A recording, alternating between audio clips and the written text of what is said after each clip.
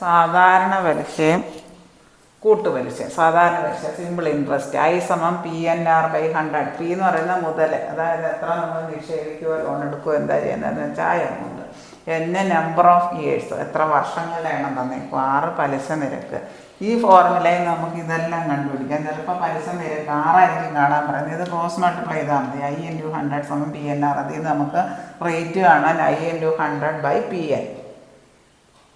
ഈ ആറിൻ്റെ കൂടെ ഉള്ളത് ഇവിടെ കൊണ്ട് ഹരിച്ചാൽ മതി. ഇതും അതുപോലെ I × 100 P(n)(r). അതിൽ നിന്ന് നമുക്ക് P കണ്ടുപിടിക്കേണ്ടെങ്കിൽ I × 100/n(r). ഇതിൽ നിന്ന് ഇത് ക്രോസ് മൾട്ടിപ്ലൈ ചെയ്തെടുക്കുമ്പോൾ കിട്ടും. ഈ കൂട്ടുപലിശ A = P × 1+R/100n. P എന്ന് പറയുന്ന മുതൽ, ആദ്യം നിക്ഷേപിച്ച തുക അല്ലെങ്കിൽ ലോൺ എടുത്താണെങ്കിൽ അത്. N വർഷങ്ങളുടെ എണ്ണം. R പലിശ നിരക്ക്, റേറ്റ് ഓഫ് ഇൻട്രസ്റ്റ്.